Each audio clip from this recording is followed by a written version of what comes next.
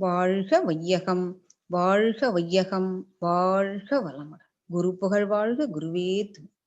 அடுத்த நிகழ்வாக இப்பொழுது உங்களுக்கு உலக சமுதாய வாழ்க்கை நெறி என்ற பாடத்திலே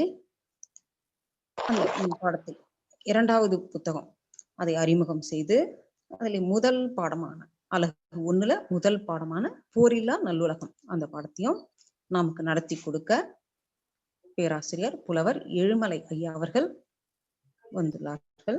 அவர்களை பற்றிய ஒரு அறிமுகம். ஐயா அவர்கள் 30 வருட கால மனவளக்கலையில தொண்டாற்றி வந்து கொண்டிருக்கிறார்கள். 30 ஆண்டு காலமாக மகரிஷியோட நேரடியான ஒரு நெருங்கிய தொடர்பு ஐயாவுக்கு இருக்குது. ஐயா அவர்கள் இருந்தது. ஐயா அவர்கள் அரசு உயர்நிலைப் பள்ளியிலே தலைமை ஆசிரியராக, தமிழ் ஆசிரியராக 32 வருட காலம் பணியாற்றி ஓய்வு பெற்றவர்கள். ஐயா அவர்கள் எம்ஏ எம்எட் முடிச்சு மற்றும் எம்ஏ தமிழ், எம்ஏ ஹிஸ்டரி, நம்ம மனவளக்கலையில எம்ஏ ஒய்ஹெச்சி அது முடிச்சிருக்கிறாங்க. இப்போ திருவள்ளூர் மண்டலத்துல ஒய்ஹெச்சி துணைத் தலைவராக இருக்கிறார்கள். முதல்ல அரக்கோணம் ஜோதி நகர் அறக்கட்டளையில அவர் தொண்டை தொடங்கி இப்ப ஆவடி அறக்கட்டளையில ஐயா அவர்கள் தொண்டாற்றி கொண்டிருக்கிறார்கள். மகரிஷி அவர்களோட நல்ல நெருங்கிய தொடர்பு இருந்திருக்கு. 86, 87 ஐயா அவர்கள்லாம் அவர் மகரிஷி அவர்களை சந்திச்சு அவங்க கூட எல்லாம் நல்ல நெருக்கமான தொடர்போடு இருக்கிறாங்க. அவங்களை பத்தி எல்லாம் மகரிஷி அவர்களை பத்தி எல்லாம் ஐயா கிட்ட நீங்க வகுப்பு முடிஞ்ச உடனே ஐயம் தெளிதலப்போ நீங்க நிறைய கேட்டு தெரிஞ்சுக்கலாம். இப்பொழுது ஐயா அவர்களை வகுப்பு எடுக்க திருவள்ளூர் மண்டலம் அனைத்து அறக்கட்டளைகளின் இணைய வழி வகுப்பு அன்பர்கள், மாணவர்கள், ஆசிரியர்கள் சார்பாக அன்போடு அழைக்கிறோம். நன்றிம்மா. வாழ்க வளமுடன். வாழ்க வளமுடன் ஐயா. வாழ்க வளமுடன். குரு புகழ் வாழ்க, குருவே துணை. எல்லாம் வல்ல குரு உன்னுடைய அந்த ஒரு சூட்சமமான ஒரு கருணை நம்மோடு இருந்து நம்மை வழிநடத்தி செல்லுமாக. இந்த திருவள்ளூர் மண்டலத்துல தலைவர் அவருடைய அயரா உழைப்பாலும் மேலும் ஐயா அவர்கள் ஏற்கனவே பேசுனது போல ஏற்கனவே ஜம்பலிங்க ஐயா, ராதா பிரகாஷ் ஐயா, ஜெயந்தி அம்மா இவங்கெல்லாம் சும்மா வாயில சொல்லி அந்த நன்றியை சொல்ல முடியாது. அவர்கள்லாம் இந்த 5 மணிக்கெல்லாம் அந்த தவத்தெல்லாம் கொடுக்கும் போது அவர்கள் எத்தனை மணிக்கு விழிப்பு நிலைக்கு வரணும், எத்தனை மணிக்கு அந்த சேவையை தொடரணும், இதெல்லாம் ஆழ்ந்து சிந்திக்கும் போது சிரம் தாழ்த்திய வணக்கத்தை அவர்களுக்கு என்னுடைய தனிப்பட்ட முறையில காணிக்கையாக அவர்களுக்கு நான் செலுத்துகின்றேன். இப்பொழுது இந்த எம்எஸ்சி 2ஆம் ஆண்டு அதற்கு 2வது புத்தகமாக உலக சமுதாய வாழ்க்கை நெறி என்ற இது ஒரு அறிமுக இதுதான், வேற இன்டீரியலா போல. இந்த மாணவ செல்வங்களுக்கெல்லாம் என்னுடைய வணக்கத்தையும் வாழ்க வளமுடன் என்ற வாழ்த்துதலையும் தெரிவித்துக் கொள்கின்றேன். இதுல படிக்கக்கூடிய மாணவர்கள்லாம் இன்னும் ஆழியாறு பெரும்பாலும் போயிருக்க மாட்டாங்க.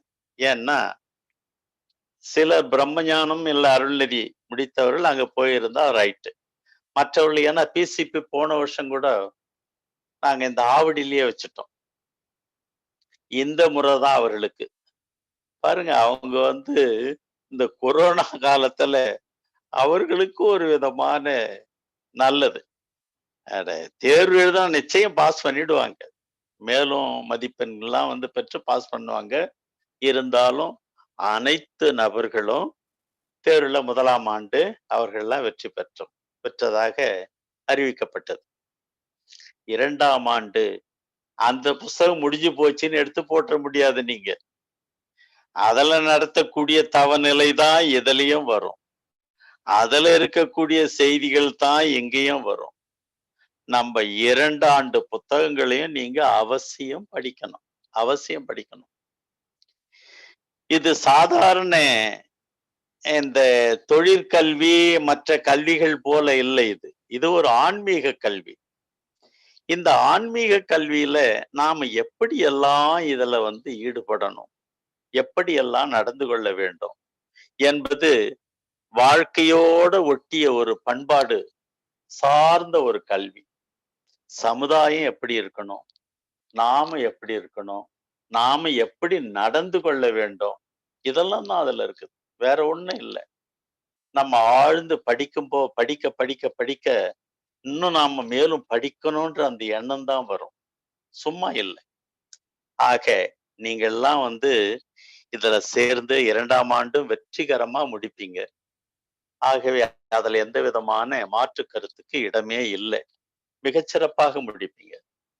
அதற்கு நீங்க செய்ய வேண்டியதெல்லாம் என்ன? உங்களுடைய தினசரி கடமைகள் என்ன? நாம படிக்கத்தானே படிக்கிறோம். நமக்கு எது தவம் எதுக்கு? இந்த உடற்பயிற்சி நீங்கள் அவசியம் செய்து கொண்டே படிக்கணும். அப்பதான் நீங்க ஏனோ தானோன்னு இதை நாம எல்லாம் முடிச்சிட்டோம்னு நினைக்க கூடாது. தினம் தினம் அன்றாட கடமை இது. ஒரு நாள் ஏதாயில ஒரு காயகல்பம் செய்யலனா கூட எல்லாருக்கும் உங்களுக்கு காயகல்பம் தெரிஞ்சிருக்கணும். எல்லாருக்கும் இந்த மாணவர்கள் ஐயா எனக்கு இது தெரியாது சொல்லவே கூடாது.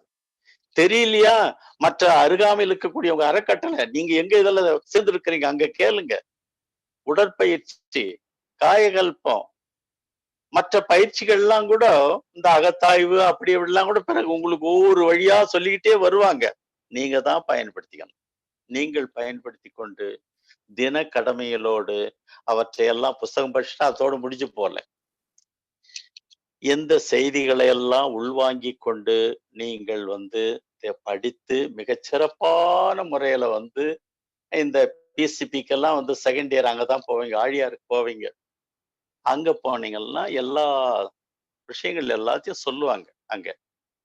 இங்க நாங்க சொல்றது ஒரு புறம் இருந்தாலும் 2ஆவது ஆண்டு கண்டிப்பாக ஆழியார்ல தான் அந்த பிசிபி. 1ஆம் ஆண்டு தான் நாங்க நடத்துவோம் இங்க. எங்க திருவள்ளூர் மண்டலம் சார்ந்து இங்க நடத்துவோம். அங்க 2ஆம் ஆண்டு அங்க போய் வருவீங்க. இப்போ உங்களுடைய அந்த புத்தகத்தினுடைய ஏற்கனவே இறைஞானமும் முழுமை பேரும் முடி போச்சு. இறைஞானமும் முழுமை பேரும். இப்போ உலக சமுதாய வாழ்க்கை நெறி, வாழ்க்கை என்பது என்ன? அதுல தனிப்பட்ட வாழ்க்கை, உலக சார்ந்த ஒரு வாழ்க்கை. இதை பற்றி தான் இதில் நாம இப்ப பார்க்க போறோம். நாமும் விரும்பி பிறந்ததில்லை. நாம இங்கதான் பிறக்கணும், இந்த அப்பா அம்மாவு தான் பிறக்கணும்னு பிறக்கல. பிறந்துட்டோம். வாழும் காலம் வரை நல்ல ஒழுக்க சீலராக, அதுதான் இதுல இருக்கக்கூடிய மிகச்சிறப்பான ஒரு நிலை. ஒழுக்கம் சார்ந்த, அறநெறி சார்ந்த வாழ்க்கை வாழ வேண்டும். இதைத்தான ஆன்மீக பெரியவர்களும் நம்முடைய மகான்கள்லாம் சொல்லக்கூடியது. எப்படிப்பட்ட ஒரு நிலை பாருங்க.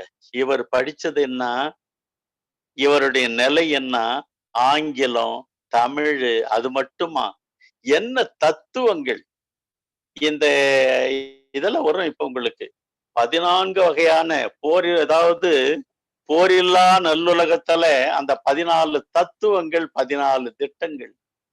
இவர் என்ன படிச்சிருக்காரு, எப்படி இதெல்லாம் எழுதியிருக்காரு? பிஹெச்டி பண்றாங்க, எம்ஃபில் பண்றாங்க. என்னையா, என்ன ஒரு அற்புதம்! இதெல்லாம் ஆழ்ந்து சிந்திக்கணும். இது சாமானியப்பட்ட புஸ்தகம் இல்ல. இதுல இந்த உங்க புக்கிலேயே போட்டிருப்பாங்க எம்ஏ எம்எஸ்சி ரெண்டுத்துக்குமே. எம்எஸ்சி நான் முடிச்சுட்டேன், எம்எஸ்சி முடிச்சிட்டோம், முடிச்சுட்டா அதோடு முடிஞ்சு போல. அப்பதான் நீங்க புடம்போட்ட தங்கமா மீண்டும் மீண்டும் மீண்டும் மீண்டும் அற்புதமா நல்லா படிச்சிருக்காருயா. இவர் எம்எஸ்சி ஆன்மீக கல்வி எம்எஸ்சி, பிஎஸ்சி படிச்சிருக்காருங்க இந்த கல்லூரியில, எம்எஸ்சி படிச்சிருக்காங்க. அப்படின்னா பிறப்புக்கும் எல்லா உயிருக்கும் நீ செய்யக்கூடிய, பேசக்கூடிய உன்னுடைய வார்த்தைகள், உன்னுடைய செய்கைகள், அதை வச்சுதான் உன்னை எடை போடுவாங்க. நீரளவையாகுமாம் நீராம்பல் தான் கற்ற நூலளவையாகுமாம் நுண்ணறிவு, மேலை தவத்தளவையாகுமாம் தான் கற்ற செல்வம், குலத்தளவையாகுமாம் குணம். அந்த குலம் என்பது ஆண் பெண் இரு, இட்டார் பெரியோர் இடாதார் இழிகுலத்தோர். இதுதான் குலமாக பேசப்பட்டது. அப்போ உயர்ந்த குலம் தாழ்ந்த குலம் இதெல்லாம் கிடையாது. இட்டார் பெரியோர் இடாதார் இழிகுலத்தோர் பட்டாங்கில் உள்ளபடி. அதுதான் சிறப்பான ஒரு நிலை. நீங்க இப்போ இதுல செய்யக்கூடிய விஷயங்கள், இதுல நீங்க என்ன தெரிஞ்சுக்க போறீங்கன்றத இப்பொழுது நான் சொல்ல போறேன். உலக சமுதாய வாழ்க்கை நெறி. உலக சமுதாயம் என்ன சொல்லுது? தனி மனித சமுதாயம், உலக சமுதாயம். அதாவது தனி மனிதன் அமைதியா இருந்தாதான் குடும்பம் அமைதியா இருக்கும். குடும்பம் அமைதியா இருந்தாதான் ஊரு உலகம் அப்படி அமைதியாகும். நான் எடுக்கும் போதே உலகத்தை அமைதிப்படுத்த, நீ அமைதி இல்லாத உலகத்தை ஒண்ணும் செய்ய முடியாது. நாம் அமைதி பெற வேண்டும். நாம் குடும்பத்துல ஒழுக்க சீலராக இருக்க வேண்டும். அப்ப ரோல் மாடலா நம்ம குடும்பத்துல நம்ம பார்க்கிற குழந்தைகள் மாறும், மற்ற ஊரார் மாறுவாங்க, அதுக்கப்புறம் உலகம். இப்போ இதுக்கு சில செய்திகள் எல்லாம் மகரிஷி அவர்கள் சொல்லியிருக்காங்க. இவருடைய இது அதிசயமான ஒண்ணு. அதிசயம். எத்தனையோ மகான்கள் வரிசையில இவருடைய பிறப்பும் இவருடைய வளர்ப்பும் இவர் கண்ட ஒரு அதிசயங்களும் அளப்பரியன. இப்போ ராமலிங்க வள்ளலாரே இவருடைய ஆத்மாவோட இரண்டரை கலந்து கவி புனைய வைத்தாரே, அதற்கு ஈடு என்னை வேற யாராகலும் யாரும் இல்லை. அப்படிப்பட்ட ஒரு வரிசையில் எந்த மகானும் இல்லை. அதுலதான் யுஎஸ்ஏல கேட்டாங்க, விச் யூனிவர்சிட்டி ஸ்டடிட் யுவர் சாமிஜி? எந்த யூனிவர்சிட்டியா படிச்ச? I have studied only for universe. நான் படிச்சதெல்லாம் வான்காந்தம் தான் ஐயா. 3ஆம் வகுப்பு படித்து அவருடைய கொள்கைகளை நாமும் பிஹெச்டி பண்றோம், தீசிஸ் பண்றீங்க. ஒவ்வொரு உண்மையான நிலை அவரது. புறம்பானது ஒரு வார்த்தையும் இருக்காது. உண்மைக்கு புறம்பான வார்த்தையே இல்லை. அதை நாம் படிக்க படிக்க படிக்க நாம எந்த நிலையிலிருந்து வந்திருக்கிறோம்? மிருக நிலையிலிருந்து வந்திருக்கிறோம். 5வது அறிவு. மிருகங்கள், விலங்குகள் அப்படி. அந்த நிலையிலிருந்து இப்ப 6வது அறிவுக்கு வந்திருக்கிறோம்.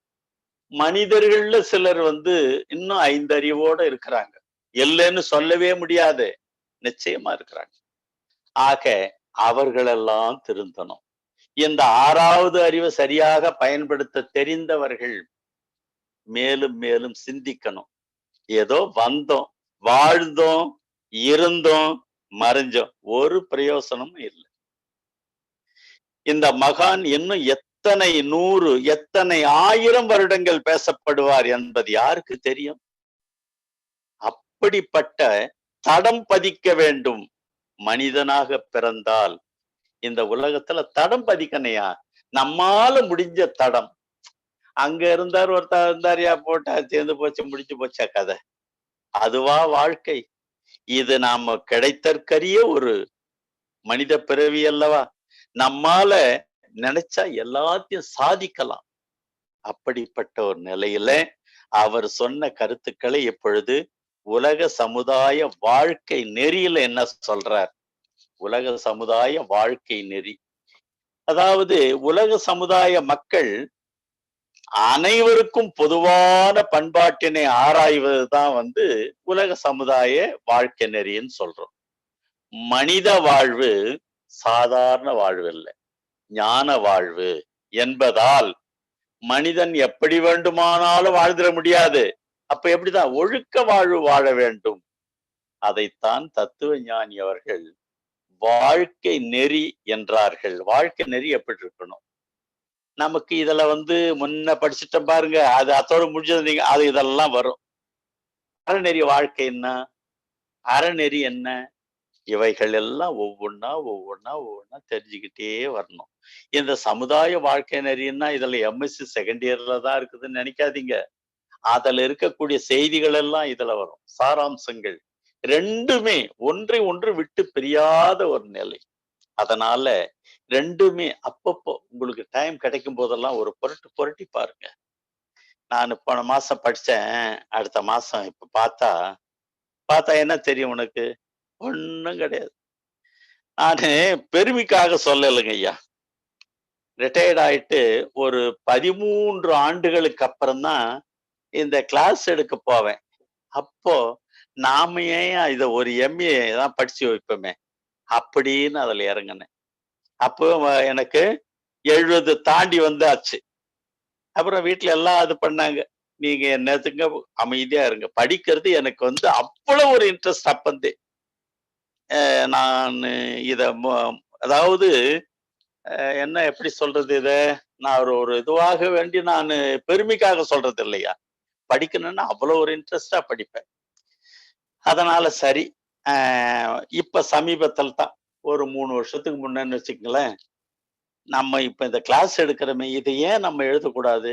எழுதினே சேர்ந்து பாஸ் பண்ணியாச்சு. எதுக்கு சொல்ல வரேன்னா, அதோட முடிஞ்சு போகல. அதுல எவ்வளவு விஷயங்கள் தெரிஞ்சுக்கணும். அடடா! இவ்ளோ விஷயங்கள லாஸ் பண்ணிட்டு இருப்போமே! எனக்கு காலம் நெருங்கிட்டு இருக்குது. அது தெரியுது எனக்கு. ஆனால் எவ்வளவோ படிக்கணும்யா. கற்றது கைமண் அளவு தானேய்யா. கல்லாதது உலக அளவு இருக்குது இன்னும். உற்ற கலை மடந்தை ஓதுகிறாள். அவளே படிக்கிறாளா இன்னும். நாம எம்மாத்திரம்? கற்றது கைமண் அளவு கூட இல்லன்ட்டு அவ சொல்றா. நாம ஒரு துகள் கூட இல்ல. ஆக எவ்வளோ விஷயங்கள் தெரிந்து கொள்ள வேண்டும், தெரிந்து கொள்ள வேண்டும்ன்ட்டு ஆர்வமா இருக்கணும். எம்.ஃபில் பண்ணணும்னு ஒரு ஆசை. ச ஐயாவையே கேட்டேன் டைரக்டர் ஐயா பெருமாள் பெருமாள் ஐயா, ஐயா உங்களுக்கு தரமாட்டேங்கய்யா. 70 தாண்டிட்டீங்க. எதுக்கு சொல்ல வரேன்னா, அந்த ஒரு உத்வேகம் இருக்கணும். எனக்கு ஆரம்ப காலத்துல ஒரு எம்.ஃபில் பண்ணணும், ஒரு பி.ஹெச்.டி பண்ணணும். பண்ணிட்டு அதில் நம்மால வந்து சமுதாயத்துக்கு என்ன செய்ய முடியும்?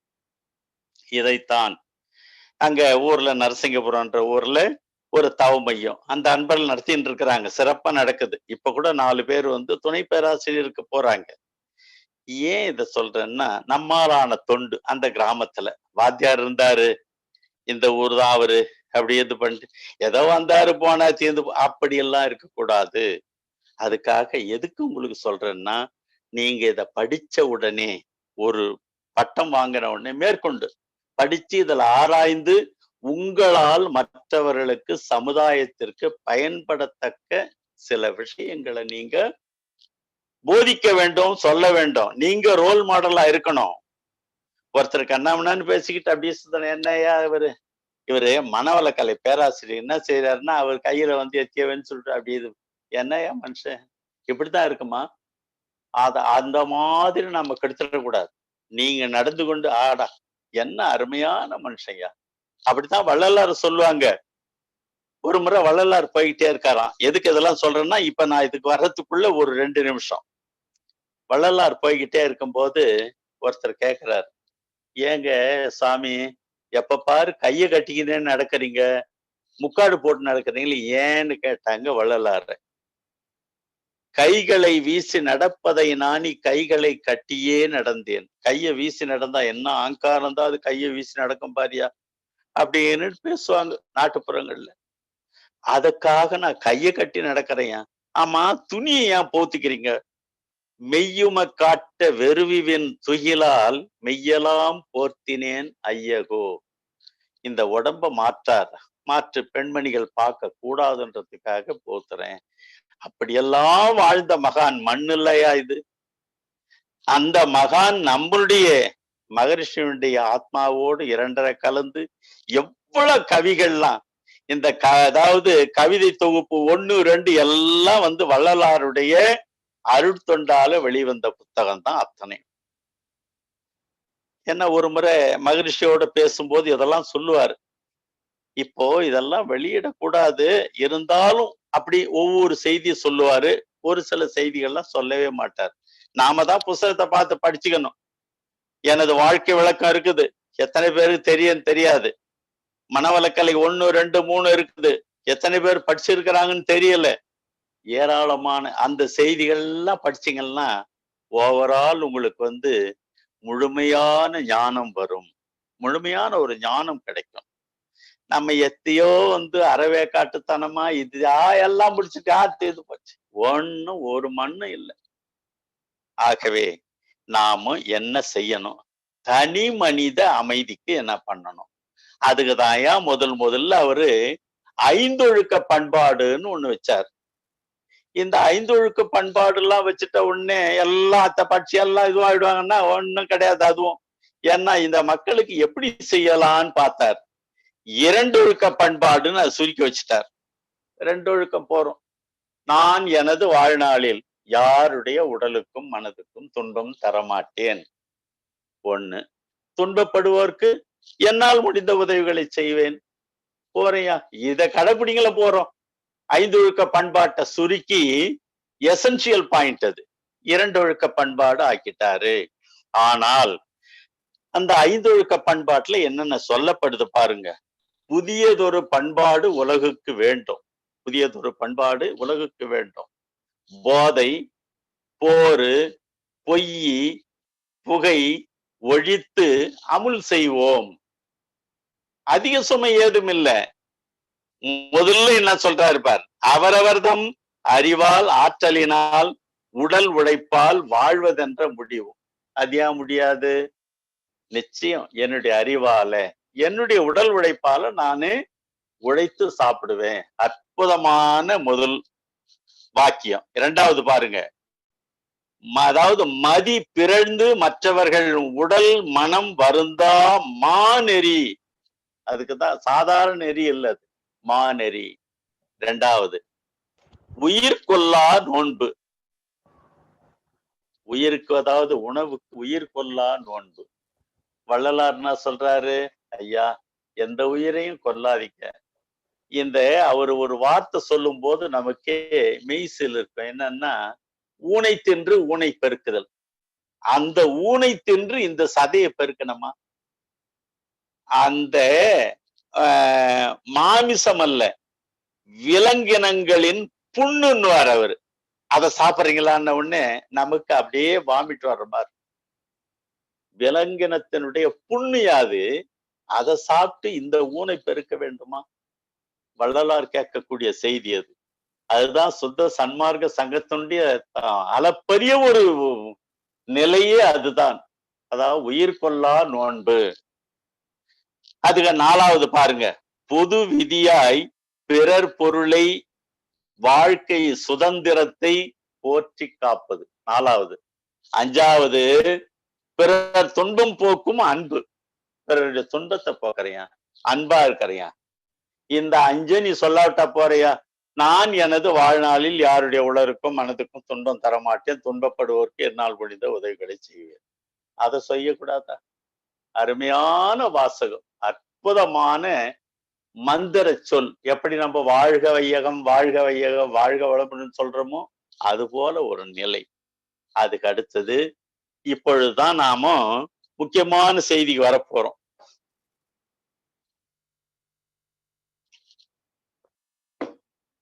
போர். போர்ன்னா என்ன ஐயா? போர் என்பது வேற ஒண்ணும் இல்லையா. பழைய இதுல கலைஞர் எழுதின ஒரு பழம் மனோகராவில, ஒண்ணு வைக்கா போர், அடுத்தது அக்க போருன்னுவோம். அது போல இந்த போர் இருக்க முழுசும் நம்ம மகரிஷிக்கு பிடிக்காத ஒண்ணு இந்த போர். போரால என்ன நன்மை விளைஞ்சிருக்குது எதாவது சொல்லுங்க பார்க்கலாம். அவர் ஒரு ஸ்டாட்டிஸ்டிக்ஸ் ஒண்ணு சொல்லுவார். போர் 100 ஆண்டு கால அந்த ஸ்டாட்டிஸ்டிக்ஸ், அந்த குறிப்பின்படி 107 கோடி மக்கள் மாண்டு இருக்கிறாங்கய்யா.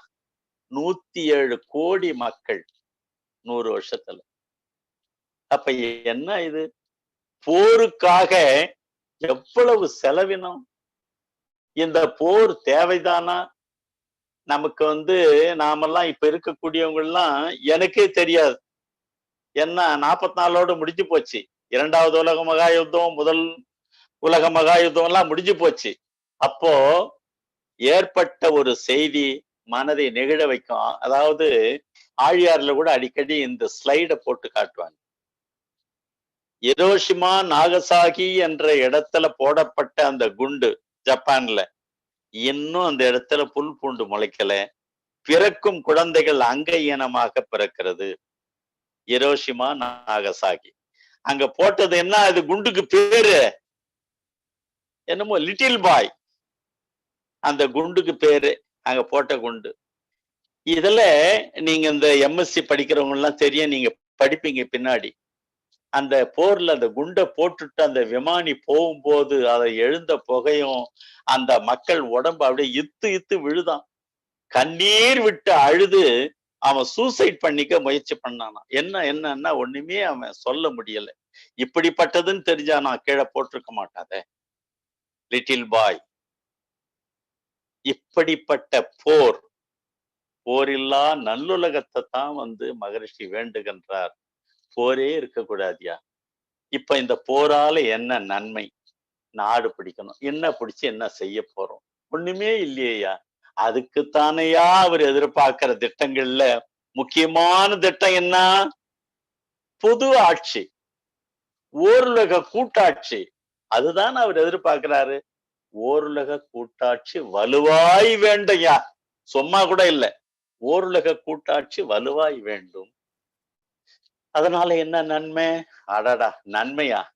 இந்த 14 தத்துவங்களை முதல்ல நாம கேட்கும் போதே மனசு என்ன ஒரு அற்புதம் பாருங்க. போரில்லா நல்லுலகம், பொருள் துறையில் சமநீதி, நேர்மையான நீதிமுறை, நில உலகுக்கு ஒரு ஆட்சியா, சீர் செய்த பண்பாடு, சிந்தனையோர் வழி வாழ்வு, சிறப்புணர்ந்த பெண்மதிப்பு, தெய்வ நீதி வழி வாழுதல், தேர் திருவிழா தவிர்த்தல், சிறுவர்க்கே விளையாட்டு, செயல் விளைவு, உணர் கல்வி, சீர்காந்த நிலை விளக்கம், பார் முழுதும் உணவு நீர் பொதுவாக்கல், பல கடவுள் பழக்கம் ஒழித்து உண்மை ஒன்றை தேர்ந்தெடுதல்.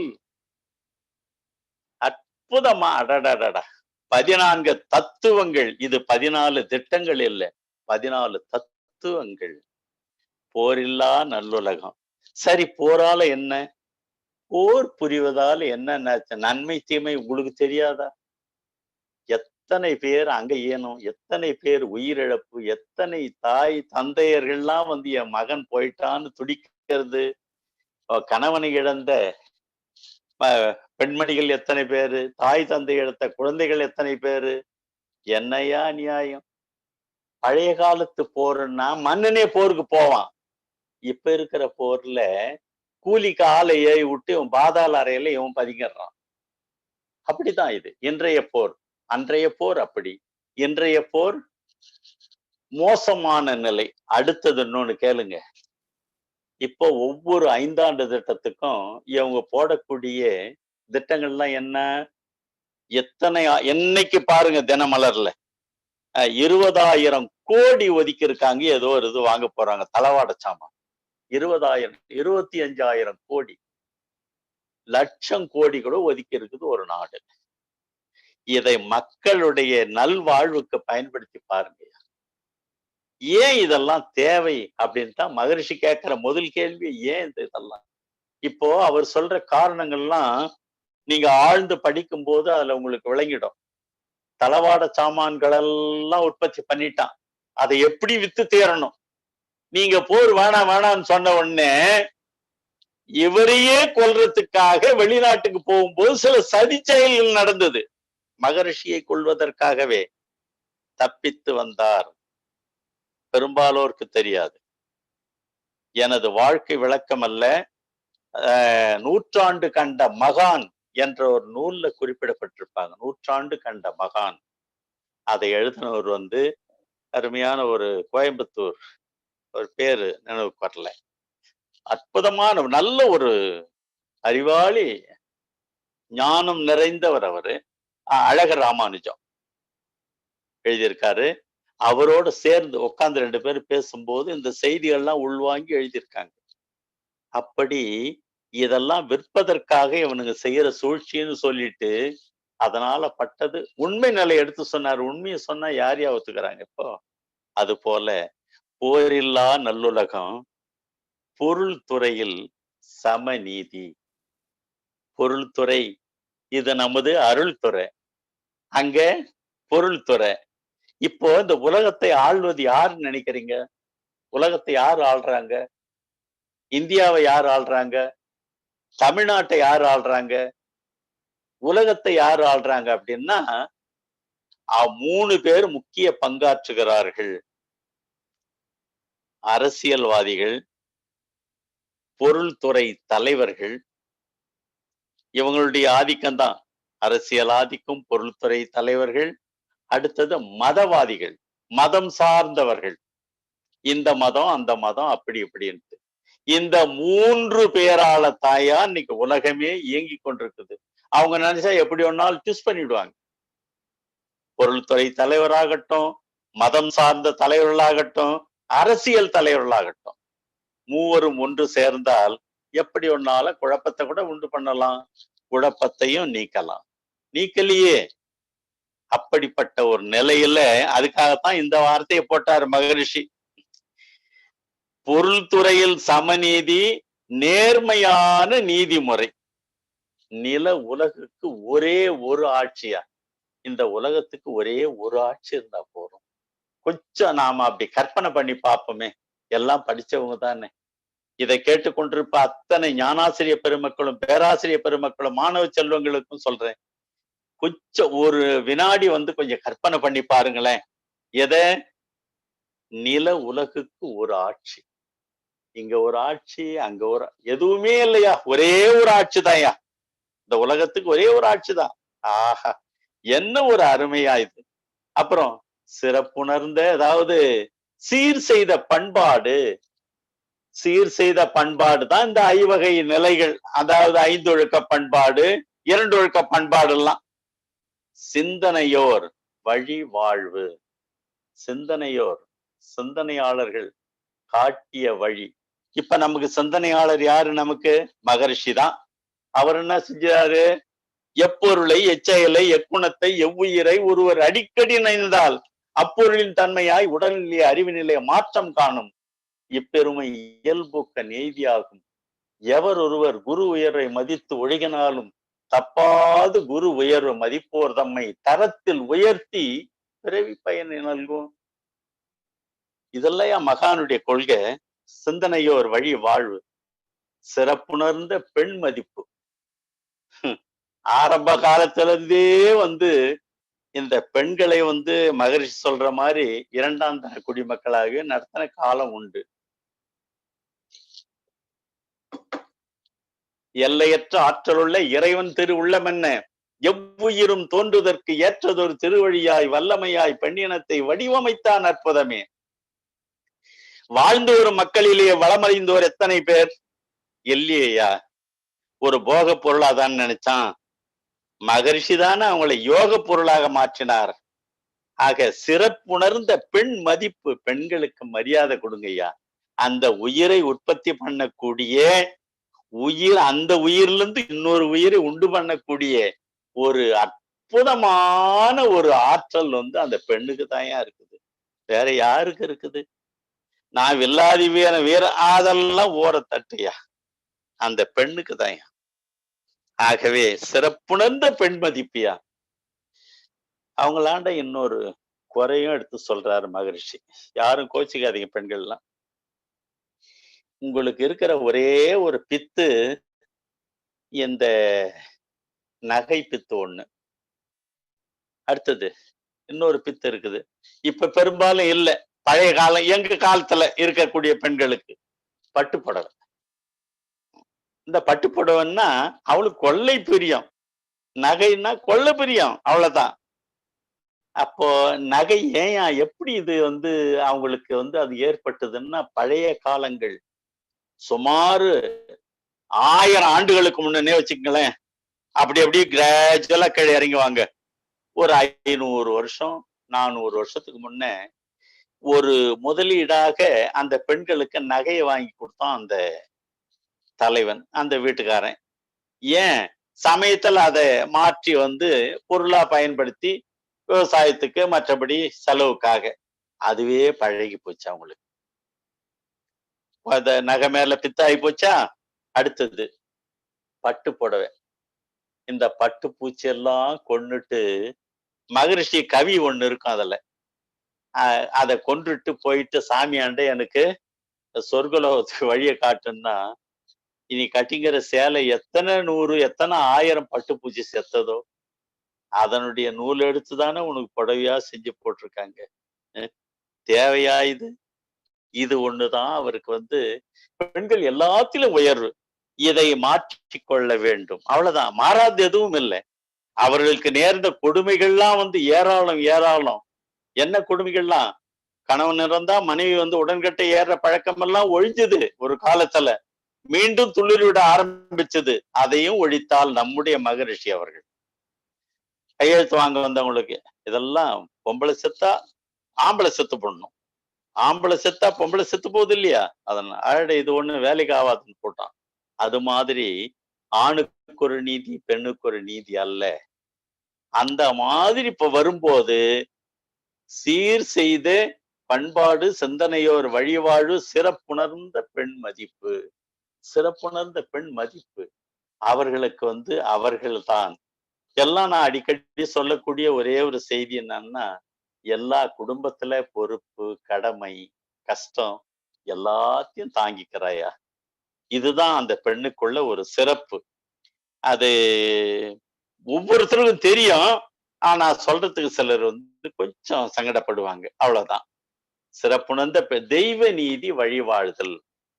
தெய்வம் அப்படின்றது வந்து இல்லைன்றதெல்லாம் இல்ல.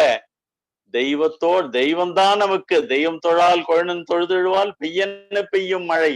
ஆகவே தெய்வம் என்பது வந்து தெய்வ நீதியாக வாழும். நாம எல்லாருமே சொல்றேன், தெய்வம் அதாவது வந்து கடவுள் இருக்கிறானா அது அப்பாற்பட்ட விஷயம். கடவுள் இருப்பது இல்லை என்பது கவைக்கு உதவாத வெறும் பேச்சு. அதை பேசக்கூடாது. இறைவன் இருக்கிறாயா, இறைவன் இருக்கின்றான்.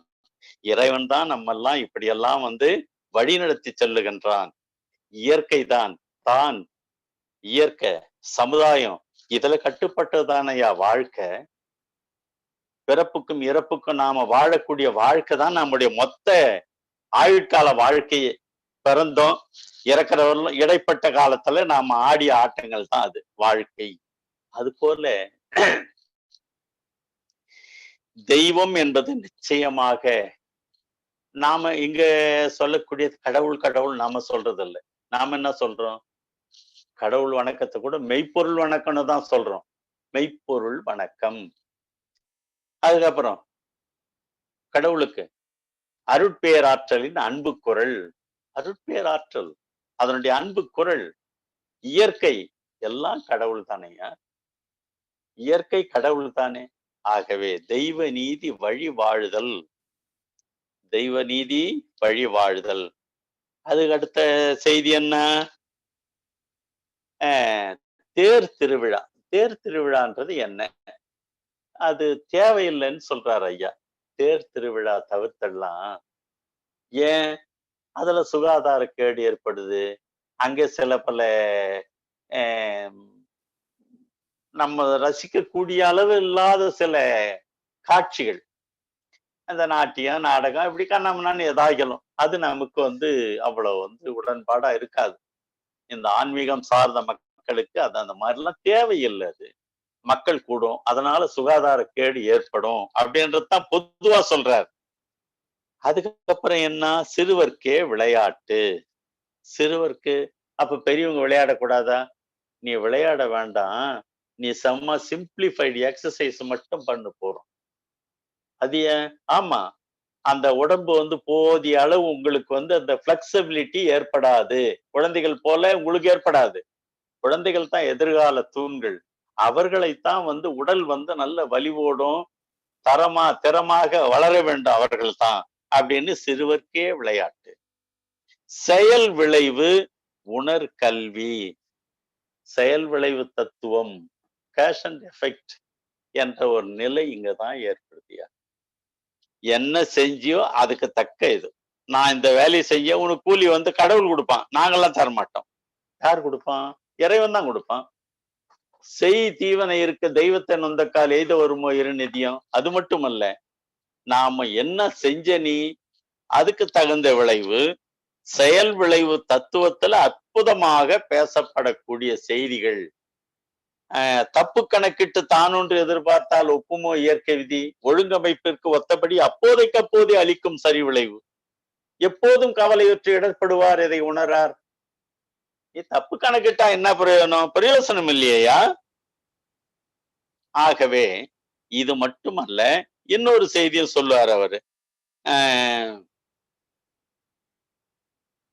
செயல் விளைவு, அதாவது செயலிலே விளைவாக தெய்வ ஒழுங்கமைப்பிருக்க தவறிழைத்து பின் பரமனை பின் வேண்டுவதால் பயன் என்ன? நீ செய்யறதுலயே நல்லது கெட்டது இருக்குது ஐயா, கெட்டது செஞ்சுட்ட, அதுக்குள்ள பலன் அனுபவித்தான் தீரணும். அப்புறம் நான் போய் பரமனை வேண்டேன், இறைவனை வேண்டேன், பிரயோசனம் இல்லையே. அது வேண்டி பிரயோசனம் இல்லை. ஆக அது செயல் விளைவு உணர்கல்வி. செயல் விளைவு தத்துவம் அற்புதம், அற்புதமான ஒரு நிலை. செயல் விளைவு உணர்கல்வி, சீர்காந்த நிலை விளக்கம், காந்த நிலை. மகர்ஷியினுடைய ஒரு மனக்குறை என்னன்னு தெரியுமா? பெரும்பாலோர் இன்னும் கூட நம்முடைய பேராசிரியர் பெருமக்கள் ஆழியார்லயே கூட அவங்க வெளியே சொல்ல முடியல. அதனால அவருடைய குறை என்னன்னா, காந்த நிலை அறியாமல் கடவுள் நிலை அறிவதோ, கருமையம் அறியாமல் அறிவுதனை அறிவதோ, மாந்தராகி வாழுகின்ற மாண்புடைய எவருக்கும் மாற்று வழி தத்துவத்தில் விஞ்ஞானத்தில் இல்லையே, இந்த காந்த நிலையை தெரிஞ்சுக்க மாட்டேன்றாங்களே, இதை தப்புன்னு சொல்றான் சிலர். அப்படின்னு கூட அவர் சொல்லியிருக்கார். இயற்கையிலையும் காந்தம் இருக்குது, செயற்கையிலையும் காந்தம் இருக்குது. இந்த காந்த நிலைதான் வாழ்க்கைக்கு ஆதாரமான ஒரு நிலை. நம்ம உடம்புல இல்லையா காந்த நிலை? நமக்கு என்ன சூட்சும உடல்ல இருந்து, காந்த உடல்ல இருந்து, பரு உடல்ல இருந்து, எல்லாமே எல்லா நிலைகளுக்கும் காந்தம். இப்ப நம்ம 9 மைய தவம் நடத்தி ஏதாவது நாம செஞ்சுக்கிட்டே இருக்கிறோம்.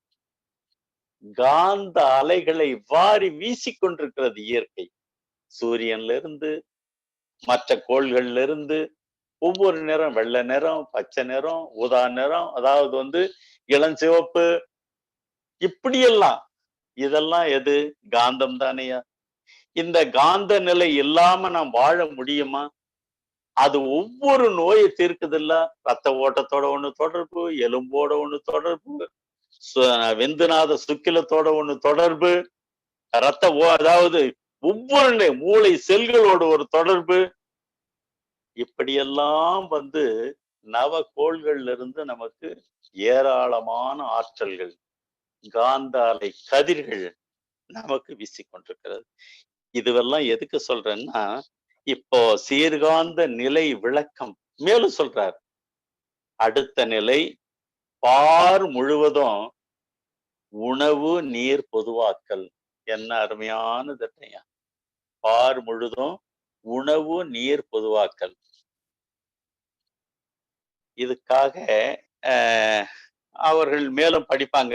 இந்த மாணவ செல்வங்கள் நீங்க படிப்பீங்க. அதுல கடைசியா ஐநா சபை அப்படி கட்சியா போகும்போது இந்த அணைக்கட்டு நீர்ப்பாசனத்தை பத்தி ஐயா சொல்லுவோம். இதுக்கெல்லாம் எப்படி அவருக்கு அந்த ஞானத்தோட இதெல்லாம் எழுதியிருக்கா தெரியலையா?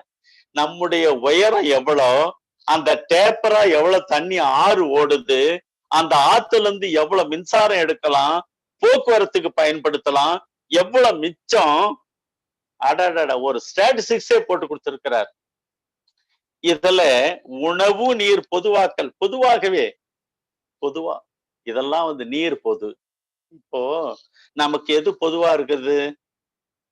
சூரிய வெளிச்சம் பொது, தண்ணி பொது, காத்து பொது, தீ பொது. அவ்வளவுதான். தீயை நம்ம ஏற்படுத்திக்கிறோம் ஒவ்வொருத்தரும். இப்படி இருக்கும்போது இந்த பொருள் மட்டும் ஆண்டான் அடிமை, இல்லாதவன், இருக்கிறவன், ஏழை, உயர்ந்தவன், தாழ்ந்தவன், இப்படி ஏராளமா இது மட்டும் பொதுவா இருக்குதே. பார் முழுதும் உணவு நீர் பொதுவாக்கல். உணவுனா ஒரு இடத்துல இருந்து சில உணவுப் பொருட்கள், இங்கிருந்து சில பொருட்கள், அப்படி போறதுக்காக அதை பொதுவாக்குறது. 14வது பல கடவுள் பழக்கம் ஒழித்து உண்மை ஒன்றை தேர்ந்தெடுதல். அல்லாஹ் என்பார் சில பேர்கள், அரண் அரி என்பார் சில பேர்கள், வல்லான் பர மண்டலத்தில் வாழும் தந்தை என்பார்கள். எல்லாம் இப்படி இருந்தா எப்படியா? இவன் ஒருத்தன் இந்த இது அது ஒண்ணு இது ஒண்ணு 1000 தெய்வம் உண்டென்றாலையும் அறிவிலிகால்னு கேட்டாரு பாரதி. நம்ம சொன்னா கூட சண்டைக்கு வருவான். 1000 தெய்வம் உண்டென்றாலையும் அறிவிலிகால். கடவுள் என்பவர் யாரு? அவர் என்ன செய்யறாரு? அவர் அதாவது கடவுள் எத்தனை பேரு? யார்? இப்ப இவரு மகரிஷி கேட்கக்கூடிய கேள்வி உங்கள பாடத்துல வரக்கூடியது. கடவுள் ஒன்றா பலவா? அதுக்கு பதில் சொல்லுங்க அறிஞர் பெருமக்களே அப்படின்னு அறிஞர்களை கேட்கிறார். கடவுள் ஒருவரா பலரா? சரி, ஒருத்தர்ன்றீங்க. அந்த ஒருத்தர் யாரு? எல்லோரும் ஏற்றுக்கொள்ளக்கூடிய அந்த மெய்ப்பொருள் உண்மையான நிலை என்ன? இதை வெளியிடுங்க. அத்தனை பேரும் உட்காருங்க. ஒரே ஒரு ஆட்சி தான் நடக்கணும். இது எப்ப நடக்கும்? நிச்சயம் நடக்கையா. நாம பார்க்க போறதில்ல, நம்முடைய சந்ததிகள் பார்ப்பதற்கு நிச்சயமான ஒரு நிலை உண்டு. நிச்சயம் பார்ப்பாங்க. ஐயா அந்த 14 தத்துவங்களை 100 முறை படிச்சு பார்க்கலாம் நீங்க. என்ன ஒரு அற்புதம், என்ன அற்புதம்! போரில்லாத நல்லுலகம். எங்க பார்த்தாலும் இப்ப நம்ம கூட போராடுறான் ஒருத்தன், சீனா ஒருத்தன், பாகிஸ்தான் ஒருத்தன், கண்டபடி எல்லாம் நமக்கு இங்க வந்து போனான்னா நம்ம கூட சண்டை போடுறான். போரில்லா நல்லுலகம், பொருள்துறையில் சமநீதி, நேர்மையான நீதிமுறை, நில உலகுக்கோர் ஆட்சி, சீர் செய்த பண்பாடு, சிந்தனையோர் வழி வாழ்வு, சிறப்புணர்ந்த பெண்மதிப்பு, தெய்வ நீதி வழி வாழ்தல், தேர் திருவிழா தவிர்த்தல், சிறுவர்க்கே விளையாட்டு, செயல் விளைவு, உணர்கல்வி, சீர்காந்த நிலை விளக்கம், பார் முழுதும் உணவு நீர் பொதுவாக்கல், பல கடவுள் பழக்கம் ஒழித்து உண்மை ஒன்றை தேர்ந்தெடுதல். இந்த 14 தத்துவங்களோட ஓவரால் கடைசியா ஒரு 2 செய்திகளை சொல்ல விரும்புறேன்.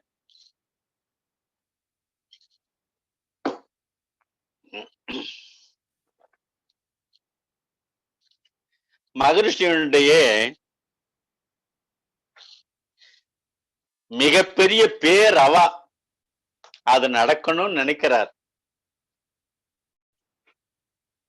அதாவது உணவு, குழந்தை வளர்ப்பு, தங்கத்தினுடைய மரியாதையை குறைச்சு போடணும். தங்கத்துக்கு தானையா இப்ப பாடா படுறான் அவன். என்ன வேகமா ஏறுது இறங்குது ஏறுது. அவர் விரும்புறதே தங்கத்தின் மதிப்பை குறைத்தல். மதிப்பே இருக்க கூடாதுன்றார் தங்கத்துக்கு. அதுக்கு அடுத்தது என்ன சொல்றாரு? குழந்தை வளர்ப்பு. இது முடியுமான்னு பெண்கள் கேட்கலாம். ஐயா முடியுமா? நான் ஒரு குழந்தைய பெறேன், எப்படி நான் கொடுத்துட முடியும்? கொடுக்க வேண்டாம், யாரும் கொடுக்க வேண்டாம். முதல்ல திக்கற்ற எதுவுமே ஆதரவில்லாத குழந்தைகளை அதை நல்ல அறிஞர் பெருமக்கள் வளர்க்கக்கூடிய ஒரு ஆட்கள் ஒப்படைச்சு வளர்த்து பாருங்க. அதனுடைய ப்ரோக்ரஸ், முன்னேற்றம் உங்களை தூண்டும். ஆமா, பழைய காலத்துல என்ன செஞ்சாங்க? மன்னாதி மன்னனா இருந்தாலும் அந்த குழந்தைகளை எங்க கொண்டு போய் சேர்த்தாங்க? குருகுல கல்வி. அதை ஏற்றுக்கொண்டதெல்லாம் அன்றைய நிலை.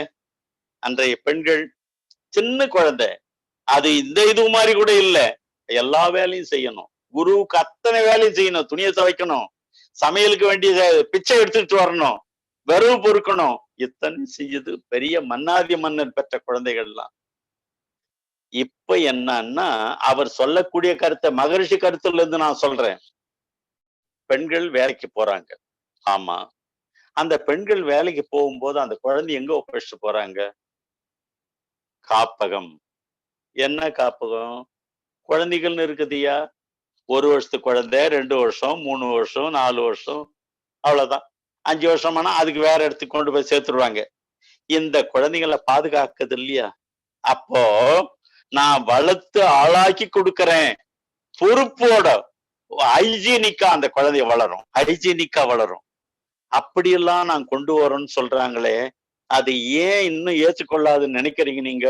நிச்சயமாக ஏற்றுக்கொள்ளும். அதற்கு ஒரு காலம் உண்டு. அதை ஏற்றுக்கொள்ளக்கூடிய காலம் வரும். அப்பொழுது இந்த குழந்தை வளர்ப்பு மகரிஷி கண்ட கனவு அங்கே நிறைவேறும். மிகச்சிறந்த அறிவாளியா வரையும் அந்த குழந்தை. இப்ப பாருங்க, சில குழந்தைகள் பேசுறது கொஞ்சம் நேரம் நமக்கு சகிக்கல. ஏன்னா அது வளர்ந்த அந்த என்விரான்மெண்ட்ஸ், சுற்றுச்சூழல், அங்க பக்கத்துல இருக்கக்கூடிய ஒரு நிலை, இதெல்லாம் கேட்கும்போது அந்த குழந்தை திரும்ப பேசுது. ஒரே குடும்பத்துல அப்பா எப்படி நடந்துக்கிறாரு, அம்மா எப்படி நடந்துக்கிறாங்க, எல்லாத்தையும் பாக்குது இல்லையா அந்த குழந்தை, கேக்குது இல்லையா? அந்த சுடு சொற்களும் அந்த வார்த்தைகள், கரடுமுரடான வார்த்தைகள் கேட்கும்போது அத மாதிரி பேசுது. அதனால ஒரு குற்றமும் இல்லை. எந்த குழந்தையும் நல்ல குழந்தைதான் மண்ணில் பிறக்கையிலே, அது நல்லவனாவதும் தீயவனாவதும் அன்னை வளர்க்கையிலே இல்ல. அதுல எல்லா இதுக்கு ஒரு காரணம் அன்னை மட்டும் அல்ல. ஆக குழந்தை வளர்ப்பு என்பது மகரிஷி அடிக்கடி பேசக்கூடிய ஒரு செய்தி, குழந்தை வளர்ப்பு பத்தி. அதுவும் கூடிய விரைவில் நிறைவேறும். ஏன்னா இந்த பெண் மக்கள் தான் அதுக்கு ஆதரவு கொடுக்கணும். ஏன்னா அவங்க தான் பாசம் அதிகமா கொட்டி தீர்க்கிறவங்க அந்த குழந்தைங்களுக்கு.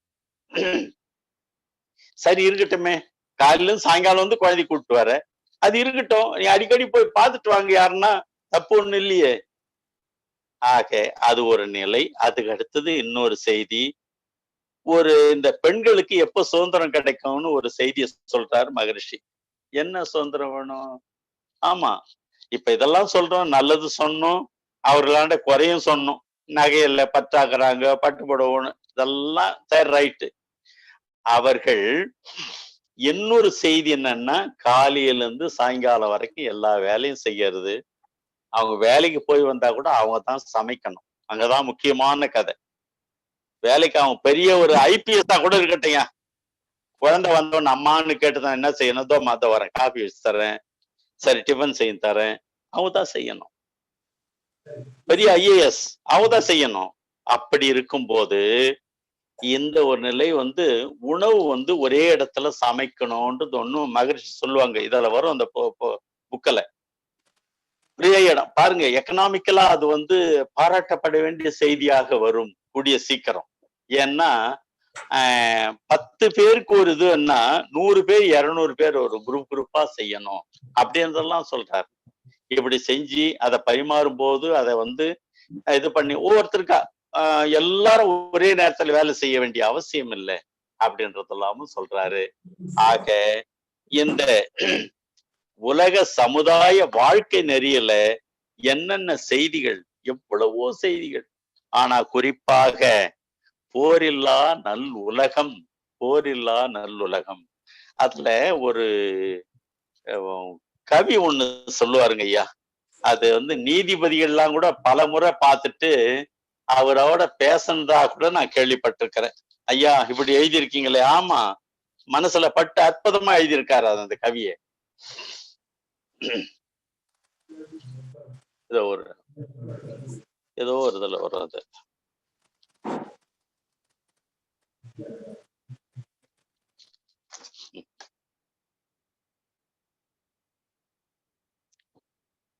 கொலை செய்தான் ஒரு மூர்கன், அறிவிழந்து கொலையுண்டான்.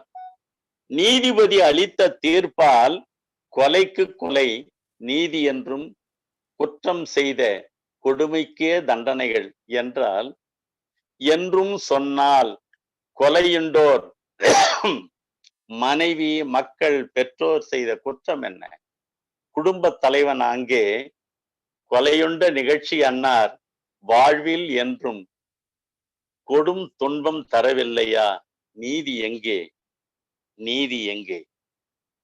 இப்போ ஒருத்தன் கொலை செஞ்சான், அவனுக்கு நீதிபதி கொலை தண்டனை கொடுத்துட்டாரு. அப்ப கொலைக்கு கொலைதான் தண்டனையா? மரண தண்டனை அறவே வெறுத்தார் மகரிஷி அவர்கள். மரண தண்டனையே வெறுத்தார்.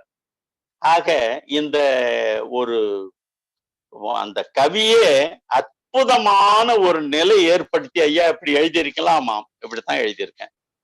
அவர் விளக்கம் சொல்லி அவரே ரொம்ப மனசு கஷ்டப்பட்டதாகவே ஒரு நேரம் வெளியே வந்தது.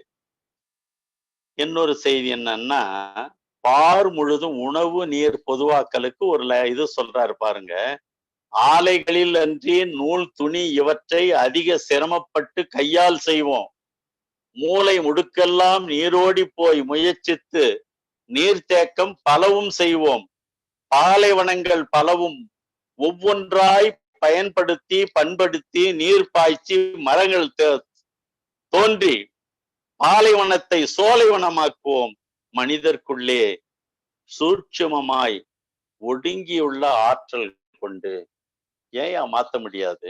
நாம் எல்லாம் இந்த பார் முழுதும் உணவு நீர் பொதுவாக்கல் எல்லாம் முடியும்.